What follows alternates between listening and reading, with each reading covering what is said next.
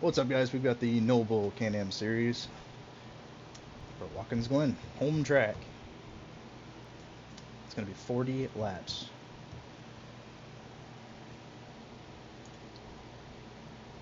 Barely got the pole over Spencer.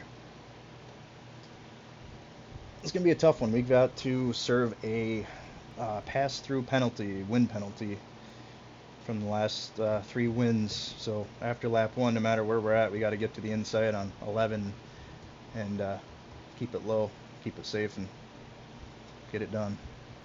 So that'll be a challenge, but we'll see. We'll see how it goes. Hopefully a good night for us. It's gonna be a tough night for me, especially. I gotta work after this, so I'm kind of hoping we get done in a decent time and no cautions, no craziness. She takes about an hour, about 8:30 right now, so we're pretty close. Should be good. Let's see. Let's get this Pit Stop TV up and going here. Model stocks. There has never been a clear separation tonight. Watkins Glen. Not the race I would have expected to see it, but we did see the track map. We did see all the straight lines, all the on-throttle sections, and we can bring that track map back up here. Round number 4, finally, the time we're going to see the super late models, I think, pull away. Again, look at this track map. You're on throttle from turn 1 when you leave the 90 all the way to the inner loop. Then you're back on throttle briefly into turn 5, the carousel. Then you're back on throttle from the carousel to turn 6. Back on throttle from 6 to 7. Back on throttle down the front stretch. At Montreal, you could pick out a lot more pieces of racetrack where you had to brake. You had to break up that super late model singing at all of its glorious RPMs. Tonight, it is so much on throttle through 1, 2, 3, 4. It's going to be an interesting race, and we're finally, I think, going to see that class separation. It's going to be a much different race what we've seen all season long and what we will see the rest of the season. That, I think, is the most important part of this round now. Is I was looking forward to Watkins Glen races. Out, and we get to talk about our race grid. I'm all over the place, I will say. It's been a weird weekend for me, Zach. I don't know about you, but this race, I think, is only going to cap off a really weird weekend as we have got cars headed to the grid. Zach Millett. I gotta keep getting that one in. Zach Millett, not Millett. Zach Millett.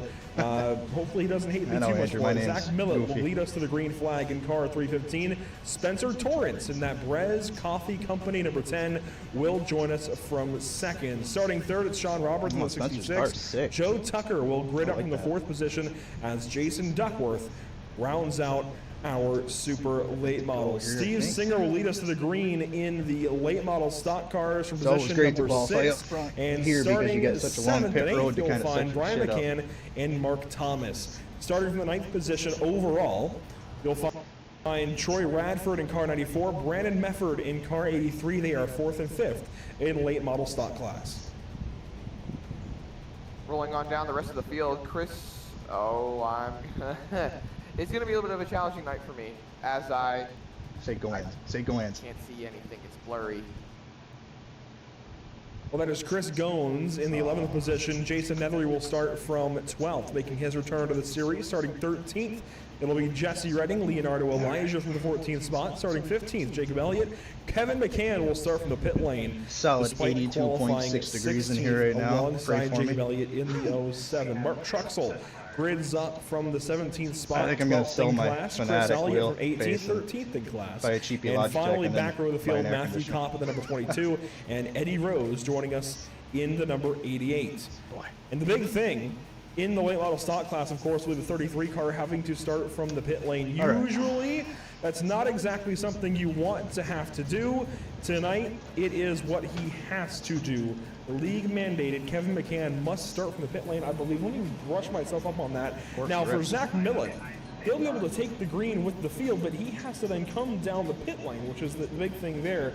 And yes, pit lane start for Kevin McCann, pass-through penalty for Zach Millett, and it doesn't say anything about an EOL for the 315 either, so he may be able to start from the front of this field, but has to serve that very, very penalizing pass-through penalty, which is going to set him well back. And I think for the first time, we might also see a race where Zach Millett really has to work and might not get back through this field.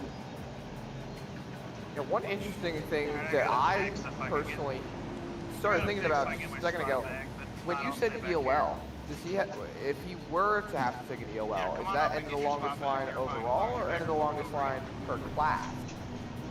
I think it would be for the overall field. We've seen that actually last week.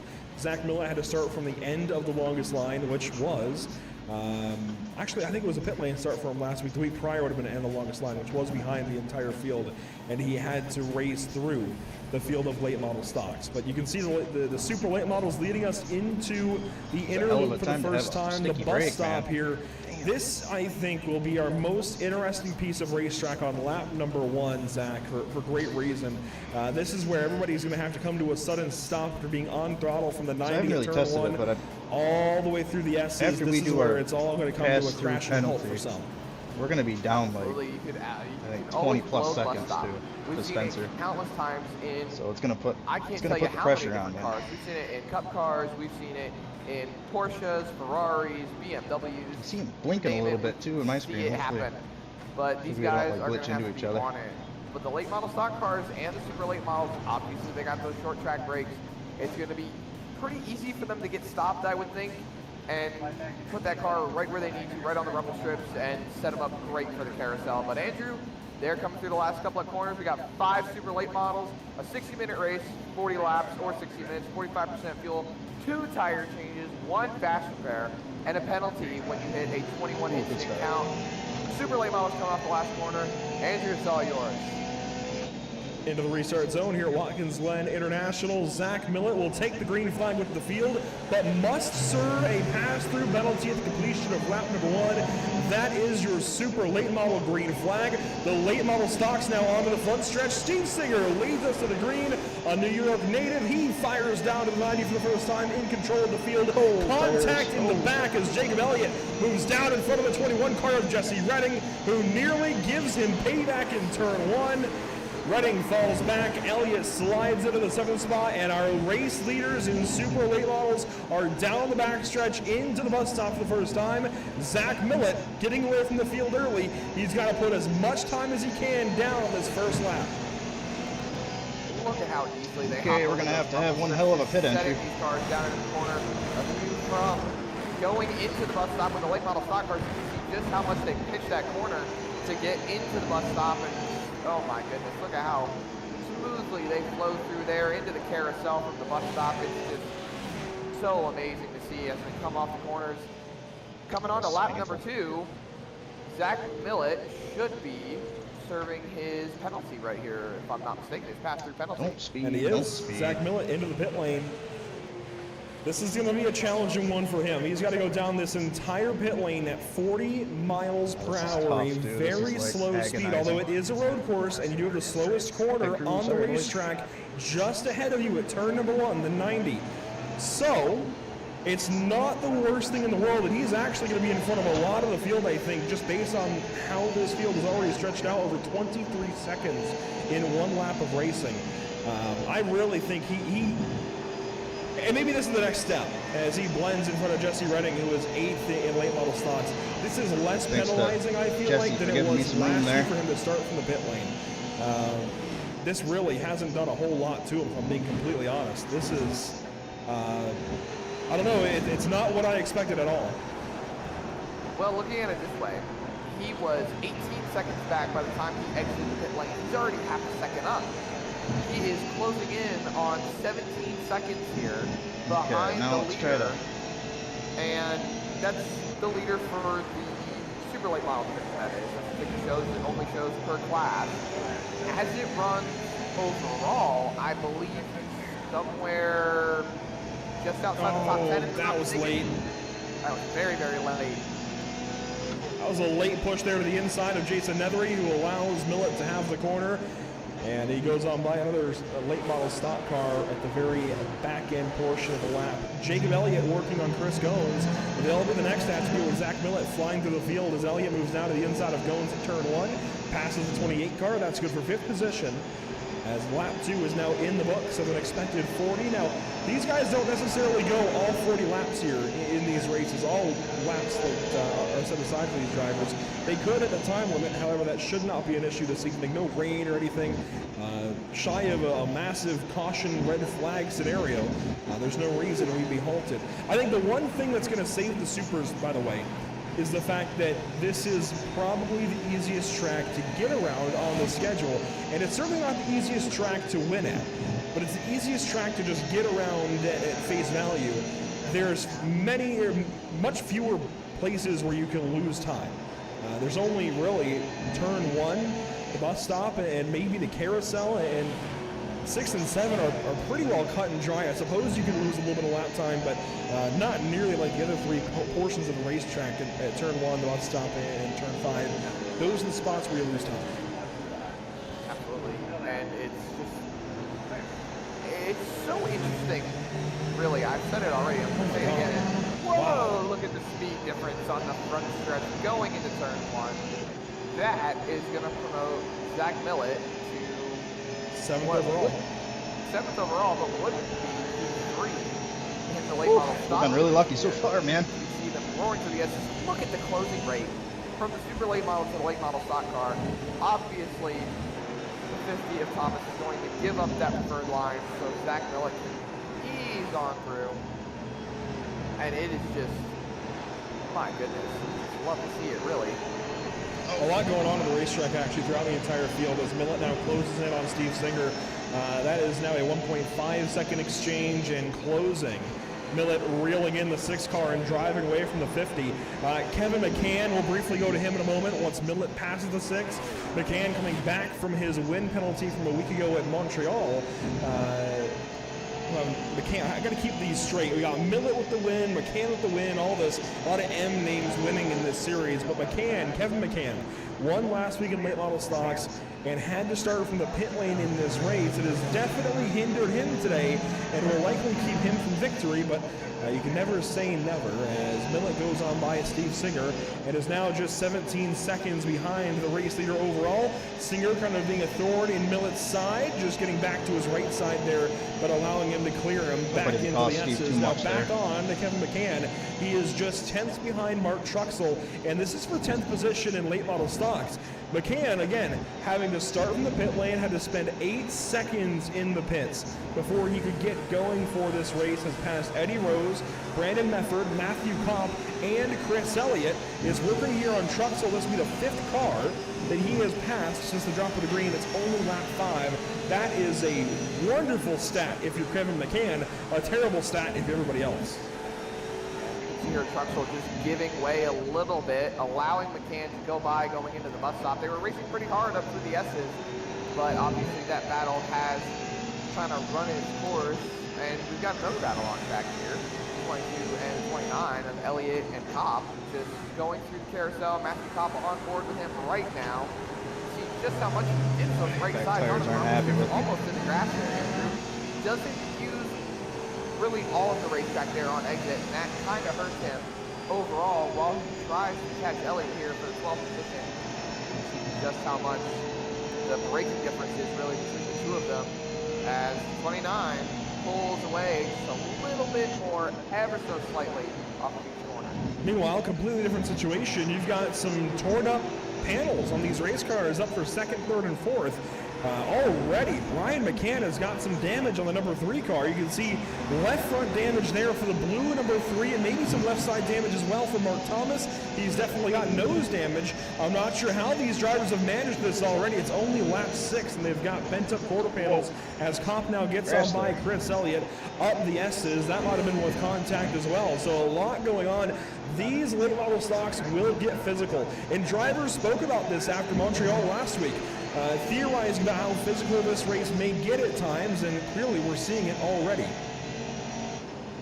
Absolutely, it's amazing to see how these cars can get so physical with each other. You see right now they're battling very, very hard going into the last corner, side by side on exit, and it looks like Mark Thomas is going to lose quite a bit here as Brian McCann and 07 Jacob Elliott arriving on by. Jacob Elliott has been very strong in this series so sketchy far. pass on the Won outside. a line rocket his first start of the season. Very aggressive though, and not a great qualifying effort from him today. Started 15th, that puts him down starting from 10th in class, as Zach Millett now has just passed Jason Duckworth in super late models, already getting into that field. But it's very important to know where Jacob Elliott started in this race. 10th in class, he's already 3rd in class. He's driven by, let's see, Leonardo Elijah, Kevin McCann, actually no, Mark Truxell, I believe. Jesse Redding, Jason Nethery, Chris Gomes, Troy Radford, now Mark Thomas, and working on Brian McCann as they run 4 seconds behind Steve Singer. So clearly there is something to being a New York native, especially when you drive the number 6 car and your name is Steve Singer, as Mark Thomas now has been caught by Troy Radford, and we've got a battle brewing for 4th position in late model stocks. And they're all very, very close together. Mark Thomas, Troy Radford, and I think there was a little bit of wall contact up there with Elliott coming off of the last corner. But a little bit of a battle on the racetrack. Well, there was briefly a pass. Brandon Mefford has finally made a pass over Chris Elliott. Chris Elliott falling back now. Missed that, maybe. As Eddie Rose, the final car on the racetrack. There was, I think, a puff of smoke from either Thomas or Radford going through turn 7. Thankfully, nothing too crazy as Chris Gomes right. I didn't want to like peek out and make him think I was diving it in or anything. Kevin McCann kind of bring up a little bit further back. Kevin Joe McCann, by the way, is now room, into so 8th in last thing I class wanted to do there. and is trying to do the math about 18 seconds back of Steve Singer as Radford gives it a go there on Mark Thomas.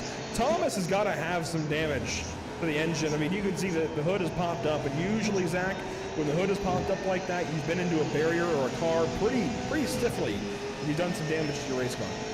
Well, Andrew, it would surprise you to know, actually, I did a little bit of research to find out what happened to Mark Thomas in that 50 late model stock car. Apparently, this driver's going to be a little bit careful when rolling through the bus stop. No way. He hopped over one of the rumble strips, and it popped the hood right up.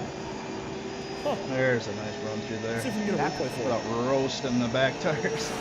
I can't promise that we can get a replay for it, but we're going to try. This is where it already happens. We have to go a little bit further back, and this is going to Lap be 4 is where it happened. Lap 4 going to the bus stop. previous lap. I think it's this lap here then. Yep. No damage here. This is when Millett was still behind him, along with Brian McCann. It actually passed Brian McCann, who tank slapped the wall coming off the last corner. So let's ride on board with All Mark right, Thomas Sean up and here. see if maybe these drivers are knocking oil pans, figuratively, out from underneath their race cars, certainly doing some damage to the aero components, and that could be a difficult thing to deal with as well. You could ding up a couple of panels on your race car and now have to deal with a parachute on the nose of your car in the case of Mark Thomas. Right there, wow. Right That over is the rumble so strip, popped weird. open. Something you definitely didn't expect to see, especially since we've seen all these drivers running relatively the same line to the bus stop, and just pretty accident. Yeah, popped right over, and here we're slowing it down a little bit, passing the 100 board. First apex. Ooh, I think Sean had trouble that last lap or something. He had him 1 minute 20. I don't think it was even from the second Might lap. have I been think it the was smoke from I saw first into bit of one. rumble strip. We'll take a look at this one more time as there's some alternate pit strategy taking place. This will really show us. Watch here, first bit of rumble strips, slams back down on the pavement, I think is what did it. And then, yeah, I think it was just convenient timing. I don't think it was even the second rumble strip that popped the hood. That's really, really bizarre. Absolutely, and it's probably going to get him a little bit of engine damage. Really thinking about it, 15 usually when cars seconds. on iRacing take a bit of a front impact, it tends to really just make the motor bog down a little bit more, sacrifice engine power. As you see here, Elliott in the 07 exit. I obviously haven't saved anything in my tires, so they're starting to bark at me a little bit. Merging right back out, side by side going up the S's. Brandon Mefford there on the left side. Maybe taking tires, or maybe falling back in line. Not Oh, that's... close. Now in IMSA, that would be a penalty for Jacob Elliott. When you're in stock cars, rules are a little bit different, but that was scary. And now moving over in the braking again, that would be frowned upon in IMSA. Again, stock cars, a little bit different. Right? Driving standards are changed a little bit when there's only 4 gears like this, but Jacob Elliott gets in front of Brandon Mefford and now gets after Matthew Kopp. And this is what I mean. He has been very aggressive. He was very aggressive last week in racing with Spencer Torrance, who is currently leading, actually, in super late models. We're going to circle back to him in a moment. Sends it up the inside here. Yeah. I mean, he is very, very aggressive. He wants to go win these races. Does not care about who he has to pass and how he has to pass them to do it, so long as he keeps his car in one piece. Did he take tires, though? It was only 8 seconds in the box. It might have just been fuel only. No, that's a fuel only for sure, especially this early in the race. And he did a similar thing last week in Montreal because Steve Singer did a similar thing to try and get off strategy, try something. But oftentimes what we learn in these road course leagues like this that have a very straightforward kind of fuel situation as far as this is I'll bring the race details up and show you. A 45% fuel load race with options for tires. You do need fuel. You can at some tracks, you're not going to do it tonight, you can at some tracks try and save, make it a one stop. That actually happens. Spencer Torrance did it last week in Montreal. Otherwise, it's a very cut and dry 2-stop race. You can't really do a whole lot to mess with it. It's really just a matter of when you want to pit. And I think the best thing you can do for yourself is probably to pit when you're out of fuel. Run it as long as you can, run the car dry, pit at the end of the run as late as you possibly can. And the reason for that being, Zach, you know what? Hey, Pops, what's up, man? Yeah, right? Don't read it. Don't read it. This is one thing that I've done a few times. In my racing experience on iRacing, stretch that fuel as long as you possibly can to make your runs shorter towards the end and really be able to run longer on the fuel than any other stand. Better 11 right there. I wish I could do that every damn time. In a traditional oval race, you would say that. More so on a road course, you're doing it because you can limit the amount of time that you have to refuel. That's the reason number one. In the last pit stop, you limit the time you have to spend in the pit lane on your last pit stop. That's reason number one. But the even bigger reason, as you can see, somebody has taken a spin. I think it might have been Matthew Kopp. The biggest reason why you want to run your run as long as you can go and go race on low fuel load is because if you have a low fuel load, the car is lighter, you are pulling less weight. And especially at a course like Watkins Glen, you want to have as little weight as possible, be on throttle as much as possible, and make as much time up in a straight line as you possibly can. As Matthew Kopp has this issue on the front stretch, very odd. Tracked out into the grass on the front stretch, right in front of race leader Spencer Torrance, and went for a bit of a spin. See right here, he's coming off the corner, just barely puts those right sides into the grass, and I do believe he broke the toe. I'm so used to Cup cars having toe links now. He didn't break the toe link, but he did snap the tire off, which obviously he's not going to be able to turn. And well, now he's sitting on pit road trying to get that car in a better standpoint. Well, our race leader has caught the back end of the late model stock grid. Spencer Torrance has caught up, and he's got some interesting internet connectivity, I will say. The driver from Firelight Esports has been a welcome addition to this super late model class, and found out about these races through Pit Stop TV and specifically our chats over in the Firelight Discord. It is so cool to see Spencer in this series and be able to talk about a Firelight entry. Just needs to get a new ISP sponsor, I think, because he's having some trouble there. But the Brez Coffee Company, number 10, looks fantastic. And, you know, it takes a lot to get a brown race car to look good. But that Brez Coffee Company, and specifically this paint scheme, with that logo in this paint scheme, really do well on this race car. The Challenger decals, everything about it's Challenger. I was talking Charger to decals. There we Steve go. Singer the other day it's about a weird day. But the Charger decals, random the shit. sponsor logos, everything just works. I was telling him I've had like 6 updates really in the last couple days on this damn thing. I don't know what system updates. The Challenger logos on the everything's all messed up. I think. Well, Charger in this case, I had to catch myself there. Charger, Challenger, same thing. Mopar. The Ford and the Mustang, the Camry and the Toyota. Oh, what a move up there on the inside. They are side by side going to the S's. And it looks like 10 has cleared and will take the lead away. Or actually, no, he's lapping the late model stock car. I was so caught up in the moment there. Yeah, just a bit of a difference as he laps Brandon Mefford in 12th place in late model stocks. Now comes up to Jacob Elliott And this will be interesting. Last week in Montreal, actually, these two drivers had several run-ins. As you can see, the blinking there for Torrance is a bit of a difficult thing to deal with. We'll go up to Elliott then. But these two drivers had a couple of run-ins, a little bit of contact at Circuit Gilles Villeneuve last week because Torrance had fallen back on old tires and Elliott wanted to go by, was faster in the mid-corner speed, but Torrance pulled away on the straightaways, and now Torrance, with all of that super late model power, goes straight on by Jacob Elliott in a last-second attempt there at turn 6, and Elliott gets in a little bit deep, Spencer a little bit deep. I don't know that they're thinking about that right now, but it's fun for us to dramatize a little bit, as now Elliott is going to get to the back end of Torrance here. This could be a little bit fun, and now he's gone. All right, I might come in this lap. Superman, it is crazy.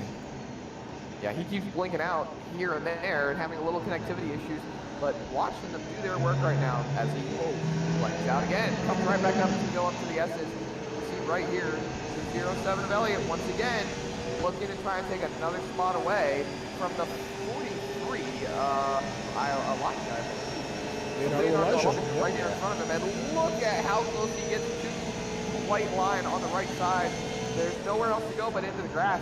Saw earlier what happens when you dip those tires in the grass side by side through the entry into the bus stop, and he's going to take that spot away, promote him up to P13 in class, first car a lap down compared to the Supers, and he is driving away right now. That strategy must be working out. Or Jake's going to come in right now. Or not Jake, Spencer. That took a special level of commitment, I have to say. That was pretty cool to see, as we've got late model stocks on the pit lane. Here comes Troy Radford joining Chris Goins in the pit lane, and Chris Elliott looks like also in the pit lane from the lap prior.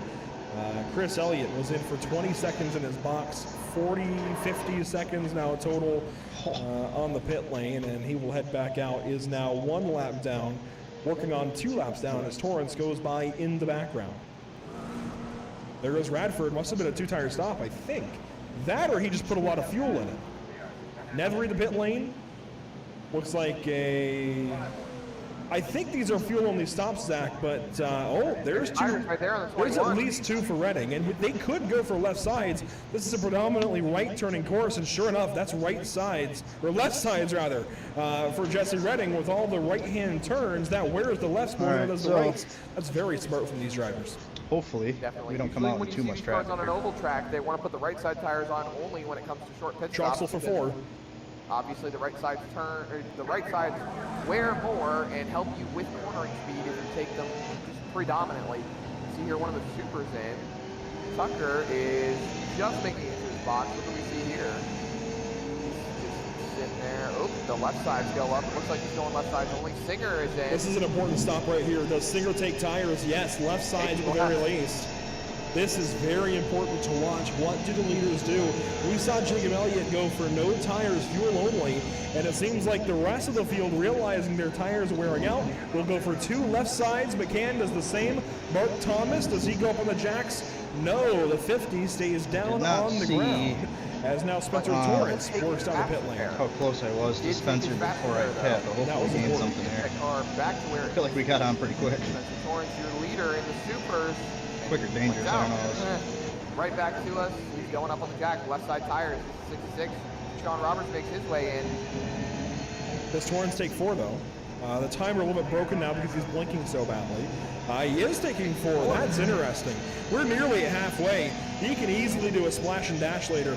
That's actually not a bad move. Look at Roberts right behind him, going up on the jack, taking left side tires, but he positioned his car a little bit on an angle so he could get more of a straight shot out, save himself some time on exiting the pit lane, and maybe gain a little bit of ground. See the 73 of Duckworth into the background now. He comes into his box, 4 tires for Roberts. And I think we'll see the super late models stick to a 4-tire strategy for most of this season. They've dealt with a lot more tire wear than the late model stocks this season. But definitely late model stocks trying to save time in the pit lane, just take 2. A worthy strategy, as you see Zach Millett fly down the backstretch, has he bid it? He must have bid it. He has bid it. So he has come in for full service, 4 tires for himself as well. Ooh, that was almost our off-track too, Jesus. And now Jacob Elliott pitted 7 laps ago. He has gained time though on oh man, did Sean drop? Damn, dude. Behind, which was a far cry from the 17 He's that got the he was worst earlier damn luck, after man. his ELL, or excuse me, his passing penalty. Hate to see There's that. a big difference. You can see he's about 6.7 to Duckworth. And that's actually tracking to Torrance. Duckworth is further down the order now. There's an 11. It doesn't say the right name. It will update here across the start-finish line. But I promise you, that is tracking to Jason Duckworth currently. And, sorry, to Spencer Torrance, and there it goes. Purple. And Torrance is almost within range here from the onboard camera. Very, very soon, you'll see the 10 car. That is, I believe, it's Brian McCann in front of him going through the S's. I see a blue car, and I'm thinking Brian McCann. I think it'll be Chris Elliott maybe from the late model stocks. He's further down the order. No, it's not Chris Elliott. It's definitely not Brian McCann though.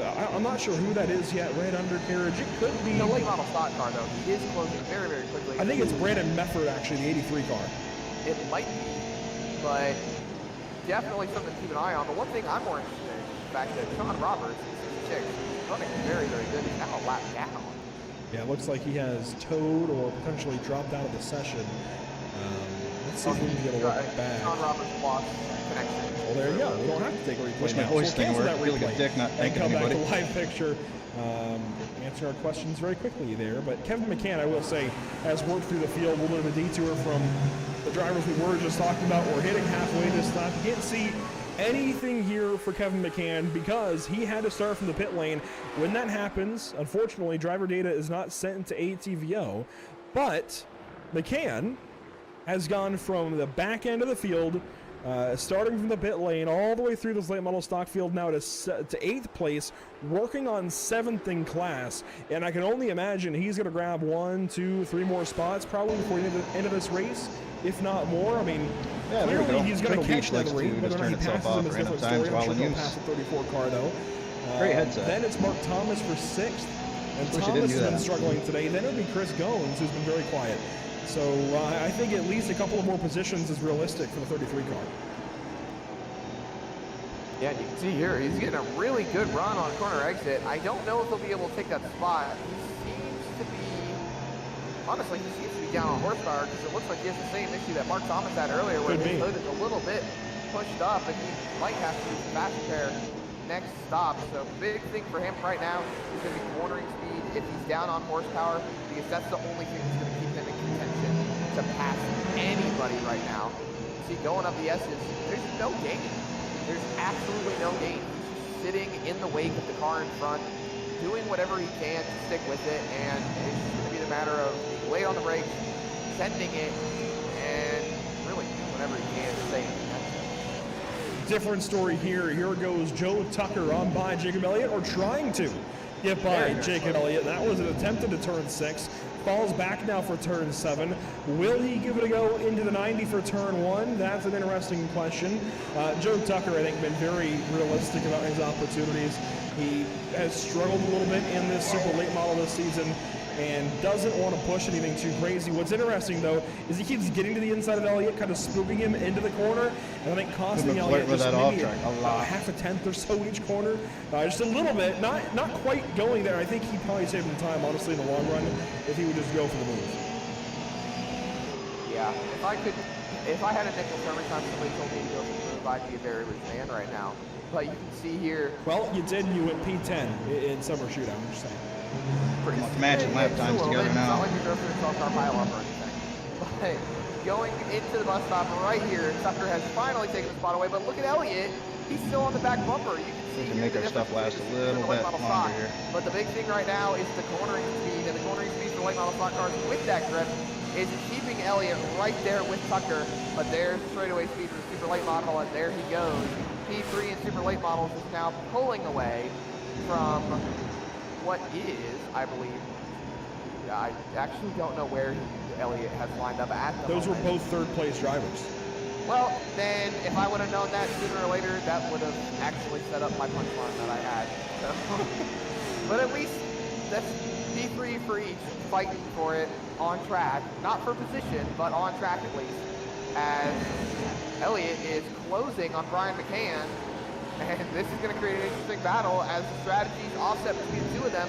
And one interesting thing is Brian McCann did not repair his damage from his wreck earlier, I do believe. You can see there's the left front damage on that car, and he is still struggling overall with the pace as Tucker closes in on him, looks to the inside, gonna take that spot, I believe, yep, going into the bus stop. But look at that cut. He just fell back right in line behind Tucker. Oh, this is frustrating. It's gonna hold him up, and that's gonna bring Elliott into the show. Wow. Here's the fight for second in the late model stocks. And Tucker is going to get pushed behind these two and then have the power to go right back on by on the backstretch here. The second backstretch, if you will. He's going to get clear by turn 6 and leaves Brian McCann to deal with the mess that he's just kind of created. Oh, that is painful for Brian McCann, as Jacob Elliott's going to have a big move here for turn 7. To the inside he goes, and pass in the works for position number 2 in late model stocks. Pass made now by Jacob Elliott for position number 2 in late model stocks. What's more interesting about this fight, though, Zach, as Sean Roberts now goes to pass both of these drivers in second and third. Oh, and that's going to hold McCann up even more. Oh, my goodness. These super drivers need to pay Brian McCann. This somebody's dying up here. Somebody's dying. Onslaught, the last lap. This poor 3-car has really had to deal with the worst of traffic. However, these drivers have really closed in on Steve Singer. Well, they had closed in until this happened. They were just a couple of seconds back of Singer until this happened. Funny, my now push to talk isn't working all of a sudden either. But at one point, Brian McCann was only about 2 seconds back of the 6-car, and that is a different story from prior to pit stops when they were 5 or 6 seconds behind now. So I think we need to watch the 6. Watch the delta from first to second in late model stocks for a little bit. We'll see if they close back up. If so, there's a storyline there, and I wonder if Steve Singer I think Spencer got into somebody by accident. Well, one of the lap traffic guys. Yeah, this is one of the big things that a lot of people don't understand about road course racing. You lose time a lot more predominantly than you do on an oval. Now, you can carry a lot more. Oh shit! Spencer just freaking spun it. On ovals when it comes to a short track car, like the super late model or the late model stock car. You know, you run side by side for 2 laps. You may go from sitting. Dude, I hate to freaking see that, man. About 6 or 7 tenths behind the leader. That just sucks, from man. I'm sorry to that see that. lap battling. You sit side by side on a road course. I drifted the shit out of that turn too. I've almost died a few times. You can't carry a ton of speed through. Now the S is one thing, but the 90 in turn 1, that's another. Whether you enter on the bottom or the top, your speed is going to be determined really on corner entry, and it's going to determine how much time you lose. Side by side through 1 or 2 corners on a road course, you're going to lose anywhere between a second to a second and a half. Man, that was a crazy. Tucker goes through the grass. He's big wiggle going into the carousel. And Tucker now holding up the 66, and Jacob Elliott.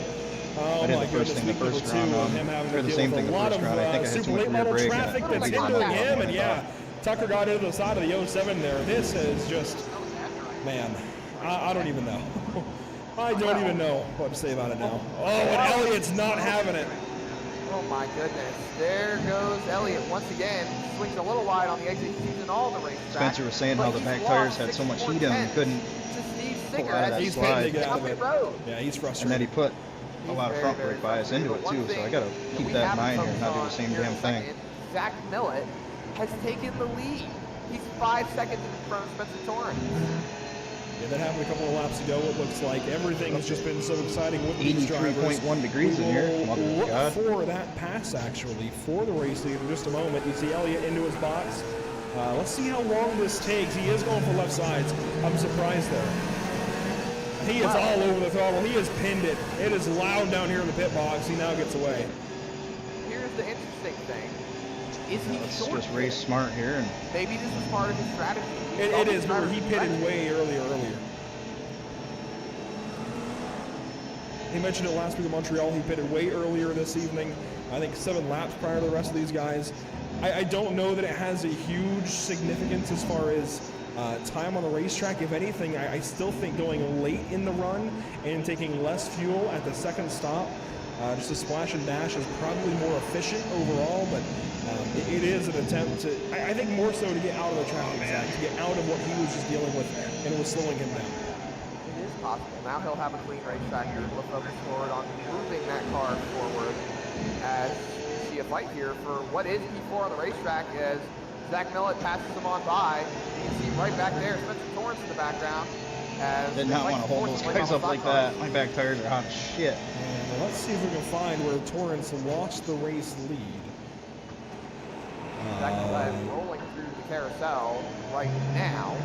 There is Spencer Oh, Torrance. this is big exactly snap. why. There you go. He's won. Oh my goodness, he's going to be frustrated the second week in a row that something has happened. Oh my.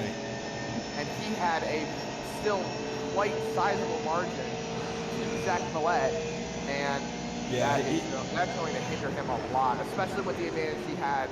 Zach Millett having to do the pass-through penalty. You can see him going through the carousel, blinking out a little bit, getting onto the power. That's the old tires for you. He dips onto the rumble strip just a little bit.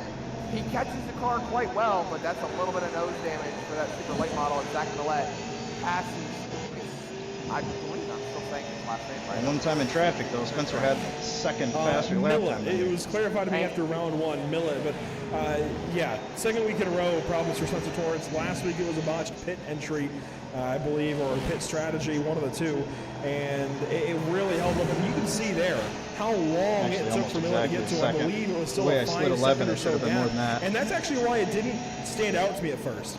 Before the pass, it was about a 5-second gap as you see Thomas and McCann fight. Kevin McCann goes by.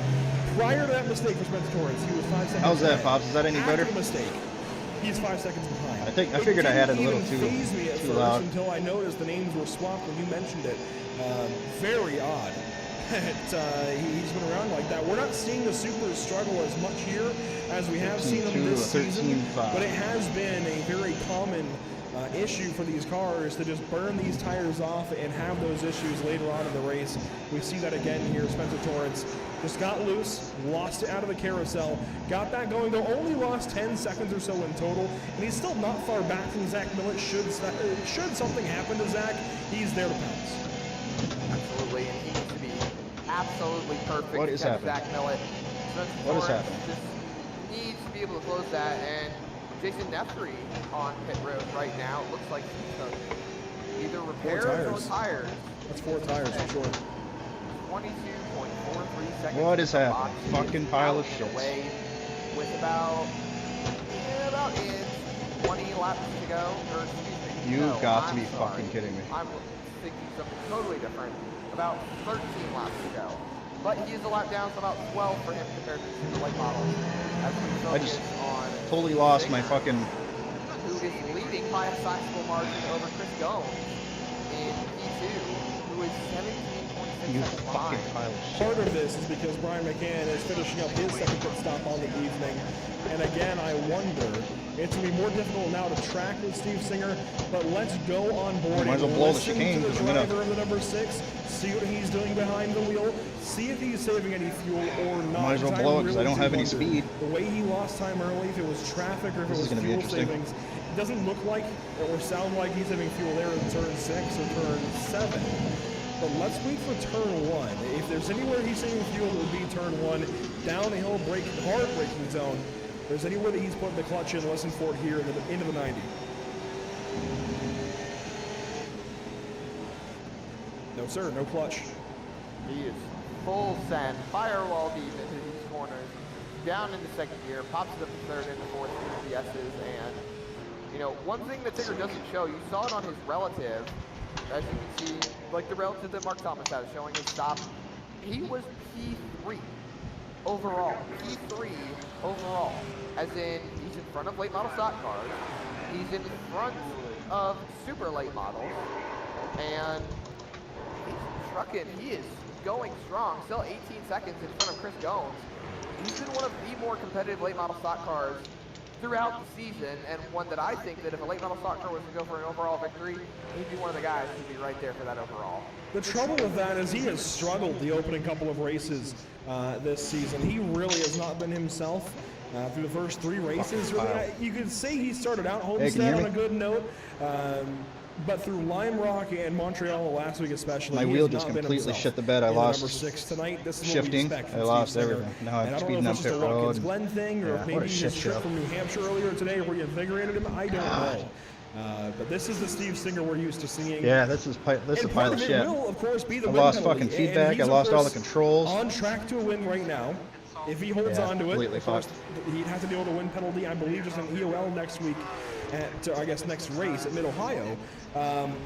it could be partly the win penalty for Kevin McCann, but he's also driven away from Brian McCann, and those two have been oh so close in pace this season as now the lead swings back the way of Spencer Torrance as Zach Millet's in the pit lane. This is for a long time, Zach. Could this be a penalty? It has to be of some sort. Oh, that sucks.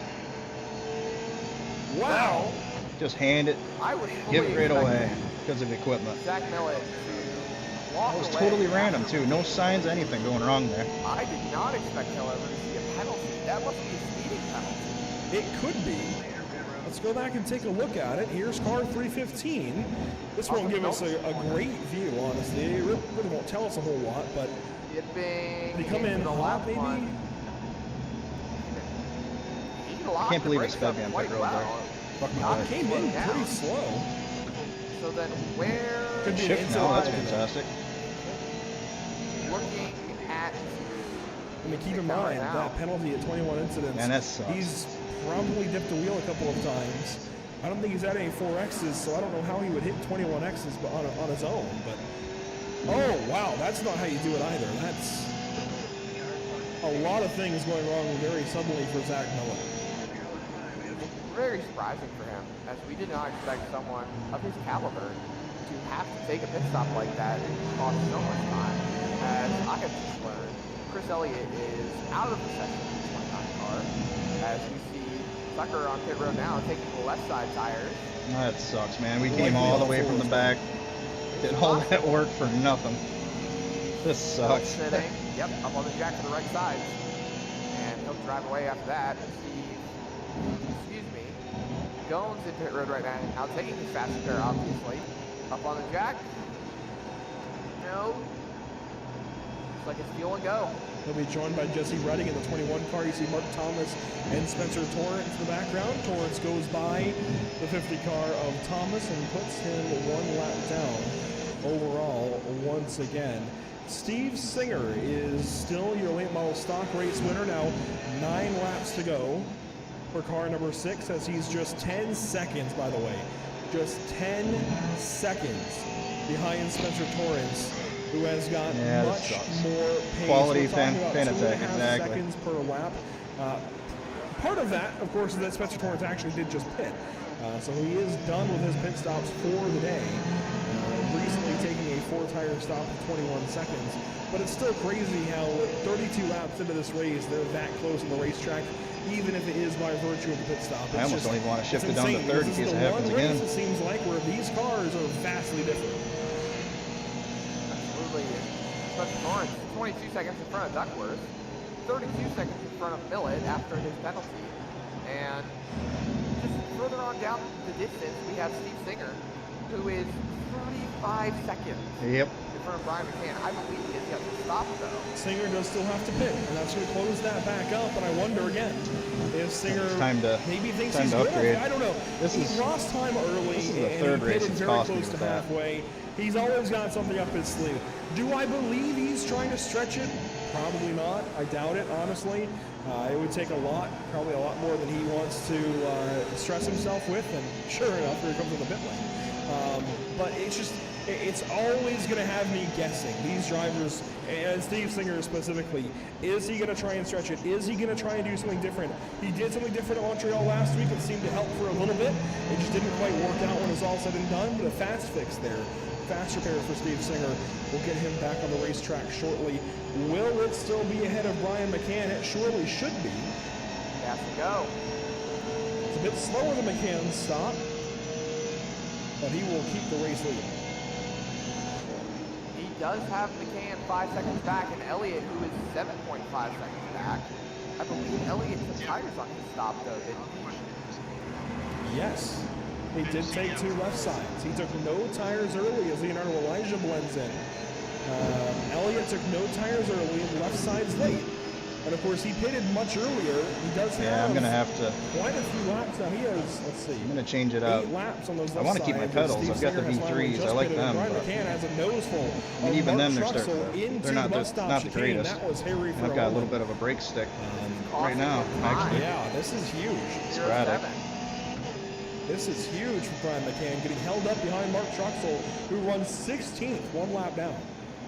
Jacob Elliott is reveling in this as he has closed quite a bit now.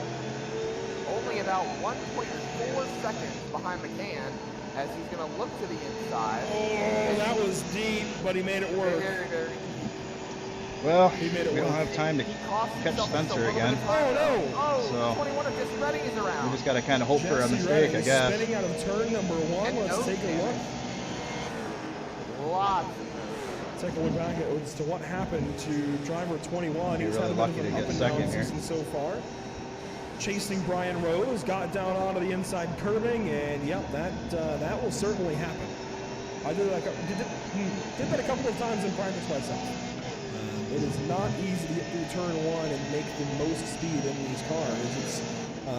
This car is really, really weird to get the most speed out of, especially on a road course. Redding now goes through the grass there in the bus stop. This is a very weird car to drive at the limit, especially on a road course, especially at Watkins Glen. There's so much grip in the late model stock car. You have got to be absolutely white knuckle sending it around this place and on the throttle as much as you can be. Turn 1 is weird because you want to try and get all the way down to that apex Zach, but if you get down onto the flat there of the curbing, you're going to get the car way too upset and spin it. It's a very fine line you have to ride on in the late model stock car.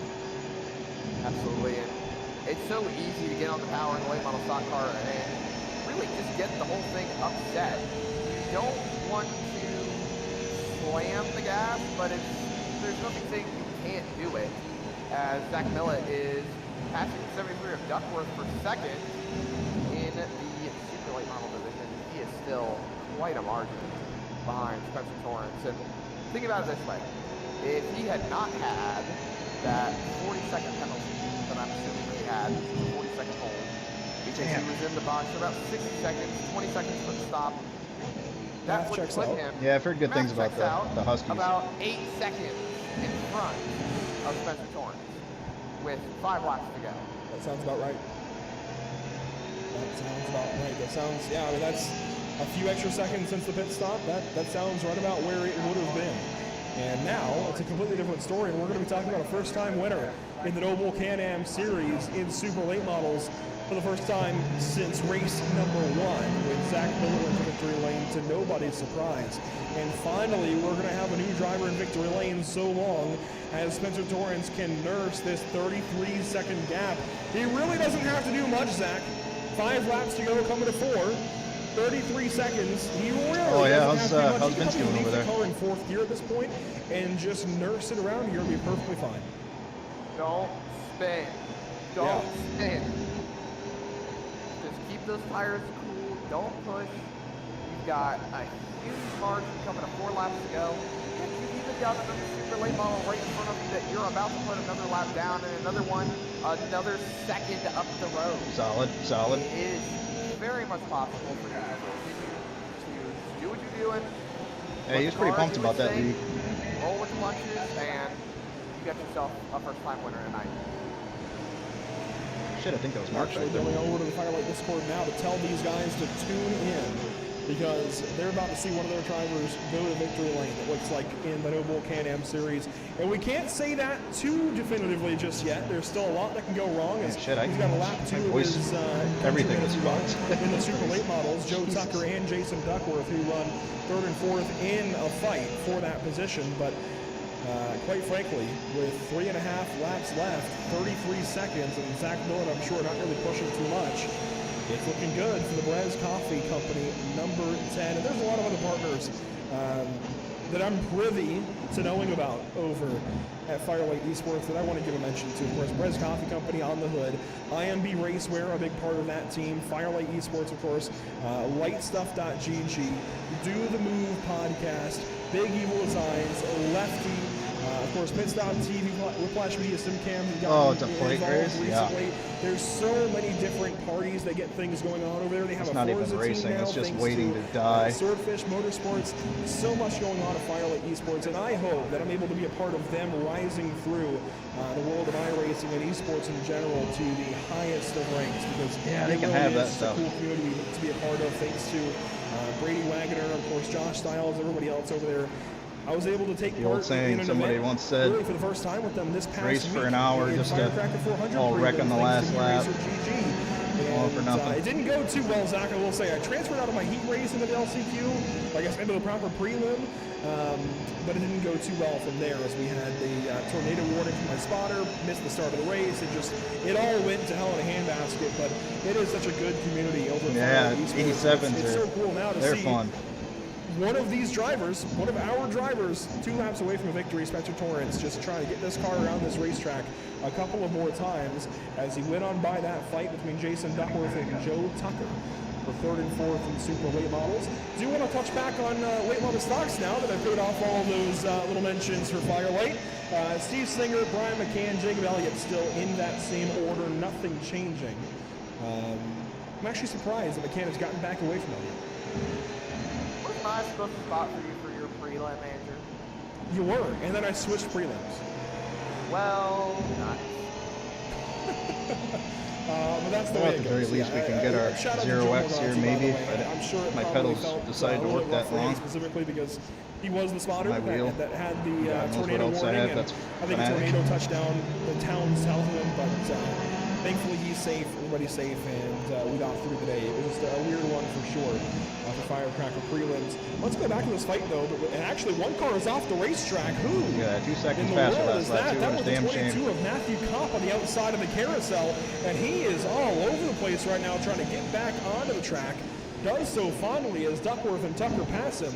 But we've got a nice little fight coming to the white flag this time by between Tucker and Duckworth. We're going to have to keep watching these cars. They are still very close together as we are coming off the final corner. White flag in the air for Spencer Torrance, presented to you by Whiplash and Camp, and he has got a healthy margin over Zach Millett. Old and then garbage. further on back, Steve Singer is going to take the white flag for the late model stock cars presented by Whiplash and Camp, and he's got 4 seconds to second place. That is Feels damn good too. That's the lost a little bit of shitty a thing, margin. you know. He's still coming down the backstretch into the bus stop. So still a long ways to go for the late model stock car division, but 31 seconds in front of Zach Millett. Spencer Torrance is leading this field. He should be coming down the back. Probably pull me Into into the a bus stop. There he broadcast goes. for the interview, and my shit will break again. The carousel now. Hey, broadcasting a mute. And he's still, like I said, Andrew, healthy margin over Zach Millett. He can coast from here. If he runs out of gas, it's not going to be a big deal. He should be able to make it back to the line. And yeah, he's going Thanks, to Pops. cruise Appreciate it, to man. a first one. Like you said, Andrew, for Firelight Esports. And I'm surprised we had enough to get up there at least, you know. I mean, I know Spencer's spun towards the end there, but I think I was only 4 or 5 seconds behind him at that Zach point. Millett went to victory lane. We had like The 20 first laps time we left, have a I think. different winner in the super late model. Spencer Torrance is going to win at Watkins Glen. He just crossed the line, and there is your leader, Steve Singer, for the late model stock, still going through the S's. And still, Kevin's sending it. Brian McCann has closed about 3/10 over the course of that last lap. Jacob Elliott, P3.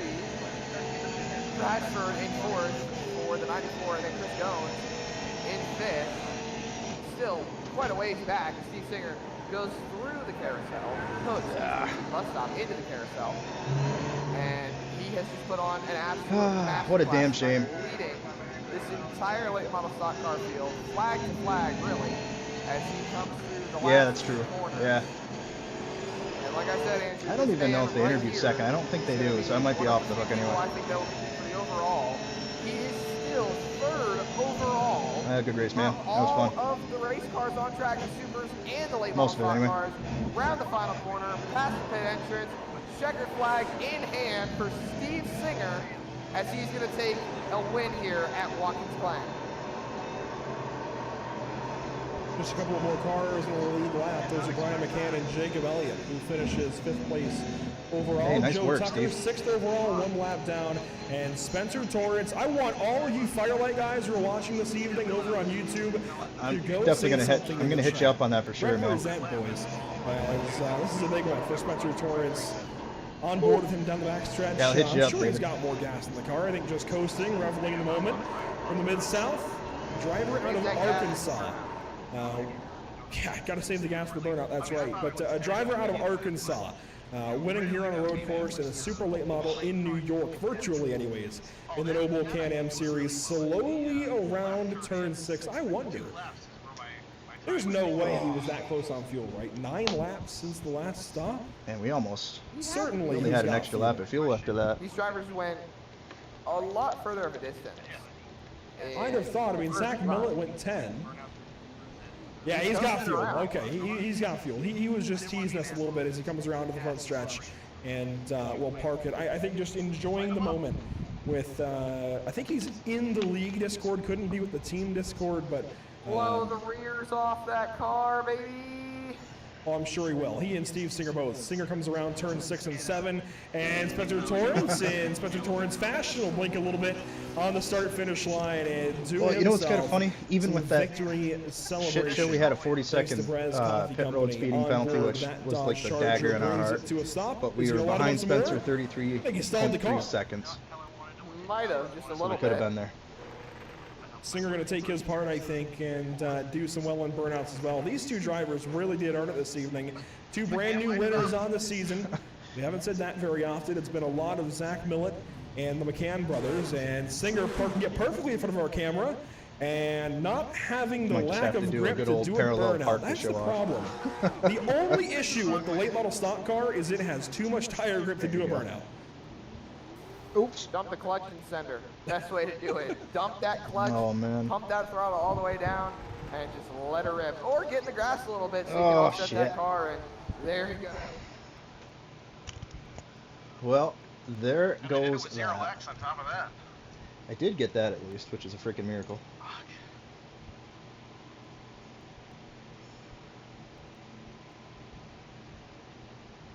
I enjoyed it, guys. Thanks for coming in. Let's watch this shit show. I had an orgasm here. Did you say orgasm? Yeah, got this Oh. Well, what brand is it? I'm going to have to buy one after tonight. I was talking with David in the chat here about which one to get and throw this pile of shit in the garbage. This is Brian's FRC or whatever. I don't know. Put it up here tonight. Tried it.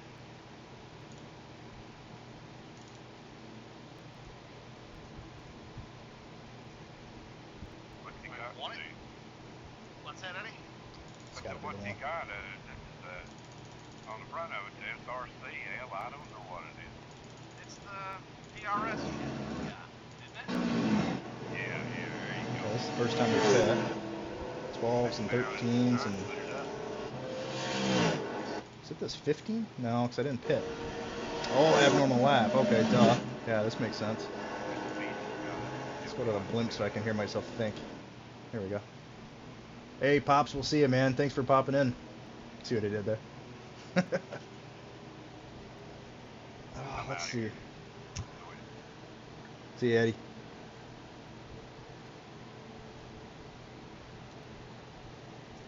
So everything was going perfect, man. It car felt fine. Right there. Cockpit. My poor clutch pedal. I'm like stomping the fucking thing to get it to work. Was it right here? The way I'm messing with it, it sounds like it. Right there. Yeah, that was first time. So all this is first or third gear. Right here, maybe? Oh, right here. Just kidding.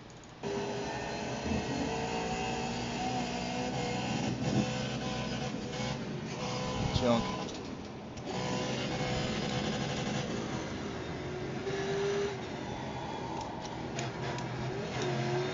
Crazy thing is too that I use this this screw to help keep the damn thing staying in there, and it apparently still not enough. Crazy. Oh well. Well, let's see. Here's my retardation. Below the bus stop, obviously, because I'm not gonna be up to speed anyway.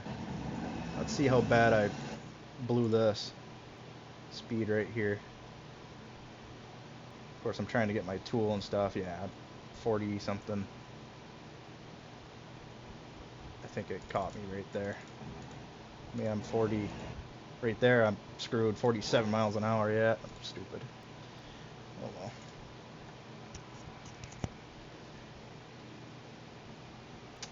Oh well. Damn, it sucks that it's Watkins Glen that happened. What can we do? We're gonna work some more overtime and buy some more shit. That's what we're gonna do. But there's the final results. Spencer took it. Steve Singer took the late model stock win, so good job to him. And I don't think we're gonna get an interview, so good, because I'd hate the shitbag Fanatec shit on the air. But I would if they let me. So, alright guys, thanks for watching, and we'll catch you on the next one. Hopefully tomorrow if I can steal a day off, but we'll see. But, alright guys, see ya.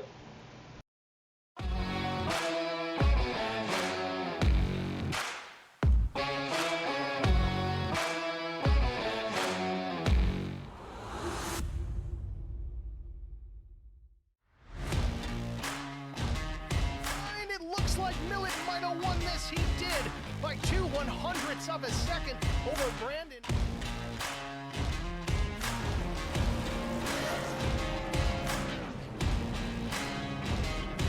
That S4 guy off turn 4 for the final time sees the checkered flag. It waves. It belongs to the 315.